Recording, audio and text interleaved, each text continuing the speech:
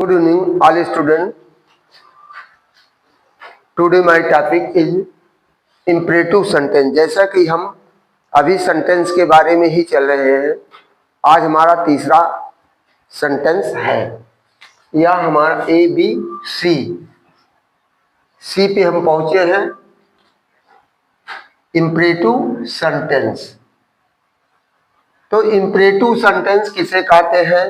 हमने आपको कहा, एडवाइस देते हैं कि आपकी के लिए बहुत ही क्रिटिकल समय इस समय हो गया है, क्योंकि परीक्षा आपका एकदम नजदीक आ रहा है। दिन प्रतिदिन आपके पास समय नहीं बच रहा है, इसलिए आप ज़्यादा से ज़्यादा समय आप अध्ययन करने में बिताइए और अध्यापकों के द्वारा बताए हुए सजेशन को आप मानते हुए उसका पालन करते हुए पढ़ाई करिए, जिससे आपको कहीं पर किसी प्रकार की कोई समस्या ना आने पाए। यदि आप समयानुसार अपने वर्क को जारी रखते हैं तो निश्चित रूप से अपने लक्ष्य को आप प्राप्त कर लेंगे। और कोई चीज पहाड़ नहीं होता, आदमी से बढ़कर कोई चीज नहीं होता है। यदि आदमी ठान लेता है तो अपने लक्ष्य को प्राप्त कर लेता है। जैसे कि मकड़ी को आप देखते हैं, बार बार करने से अपना जाला बुनकर तैयार कर देता है। एक चिड़िया अपना घोंसला तैयार कर लेती है। तो इस तरह हमें अपने कार्यों के प्रति क्रियाशील होना चाहिए, ना कि लेजीपन हमारे पास होना चाहिए। इसलिए यदि आप एक्टिव होकर के अपने हर कार्य को करते हैं तो आप निश्चित सफलता प्राप्त करेंगे। तो इसी क्रम में हम आपको इंपरेटिव सेंटेंस का डिफिनेशन पहले बता रहे हैं, इसके बाद दो चार एग्जाम्पल देंगे। Definition: which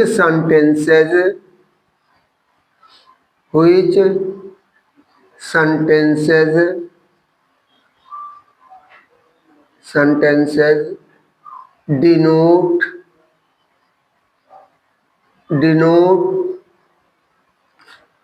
command, order, advice,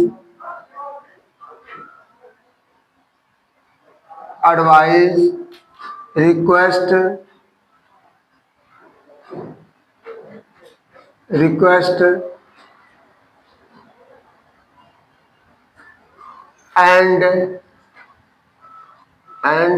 suggestion.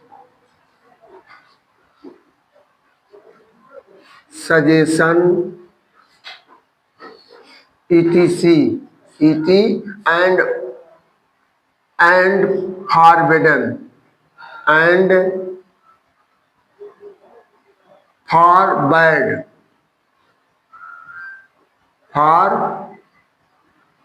etc is called imperative sentence.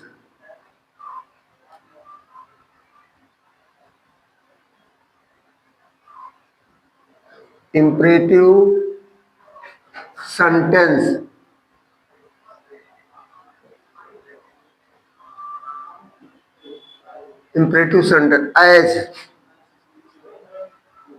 इसे कह रहा कम हियर, कृपया यहाँ आओ, या कम हियर, यहाँ आओ।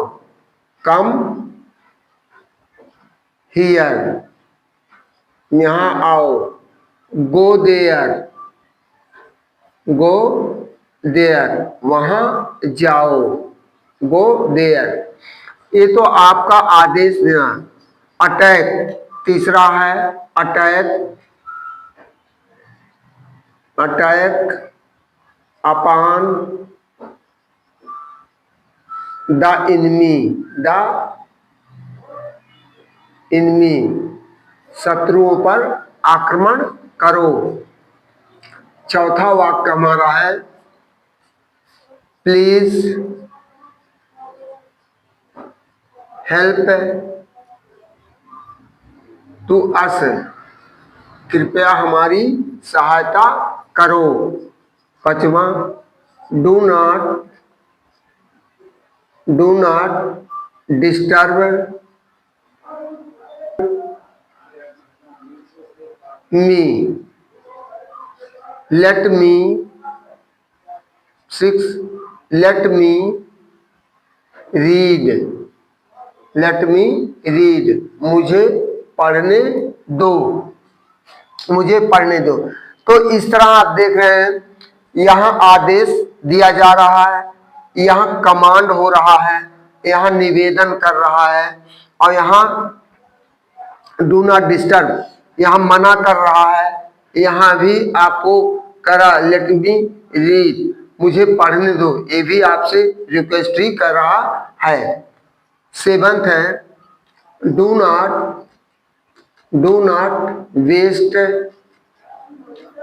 वेस्ट योर टाइम एंड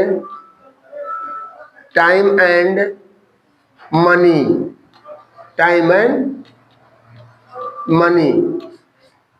यहाँ एडवाइस दिया जा रहा, सलाह दिया रहा है, do the hard work for get the good mark, do hard work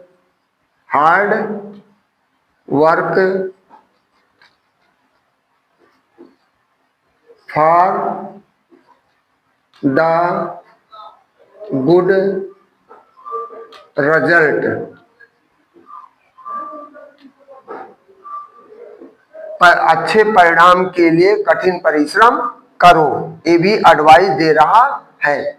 इस तरह तो जिन वाक्यों में आदेश का देना लेना, निवेदन, प्रार्थना आदि शब्द पाया जाता उसे हम आदेशात्मक वाक्य कहते हैं। तो इस तरह हमने 5 उदाहरण आपको दिया है।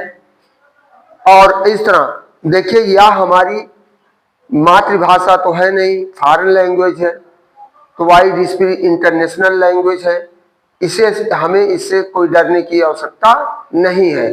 तो ज्यादा तक आप वोकैबुलरी तैयार करिए, एंटोनिम, सिनोनिम्स, जब आप एंटोनिम, सिनोनिम, आइडम्स आपके पास भरपूर रहेंगे तो और टेंस की जानकारी रहेगी, तो आपको कहीं पर किसी प्रकार का अनुवाद हिंदी से चाहे अंग्रेजी हो, अंग्रेजी से हिंदी में आपको ट्रांसलेट करने में कोई समस्या आपके सामने नहीं आ पाएगी। आप इजिली, आसानी के साथ आप किसी भी पोयम है या फ्रेज है या कोई भी स्टोरी है, इस तरह का आप पढ़ सकते हैं। पढ़ करके भी हर चीज विद्यालयों में नहीं पढ़ाई जा सकती है, उसको आप स्वयं भी, हाई स्कूल इंटर के बच्चे जब थोड़ा डेवलप कर जाते हैं तो स्वयं से भी अध्ययन कर सकते हैं, उनको विशेष किसी की आवश्यकता नहीं होती है। लेकिन जब उनके अपना उचित रूप से समय का ध्यान देते हुए पढ़ाई को जारी रखेंगे तभी ये आपके लिए संभव है, नहीं तो असंभव है। और कोई चीज इस युग में असंभव नहीं है। सरकार की नीतियां भी ऐसी चल रही है, अभी नई शिक्षा प्रणाली नीति जो है उसके तहत आपको हर तरफ से छांटते हुए चला रहा, सिलेबस आपको हर जगह कम करते हुए चला जा रहा। लेकिन जब आप कंपटीशन की दुनिया में, प्रतिस्पर्धा की दुनिया में किसी प्रतियोगी परीक्षाओं में भाग लेना चाहेंगे तो आपके पास एक जटिल समस्या खड़ी हो जाएगी। तो इसलिए बेसिक चीजों से लेकर के आप अध्ययन करते जाइए, आप अपने सिलेबस को देखते हुए भी बेसिक चीजों का अध्ययन करते जाइए, नहीं तो आपके सामने एक समस्या जटिल खड़ी हो जाएगी। अब अगले वीडियो में आपको मिलेंगे एक्सक्लेमेटरी सेंटेंस। थैंक यू, धन्यवाद। यदि आप चैनल को सब्सक्राइब नहीं किए हैं तो कर दीजिए, जिससे ज्यादा से ज्यादा आपको इस तरह की वीडियो की जानकारी आपको मिलती रहेगी। थैंक यू, धन्यवाद।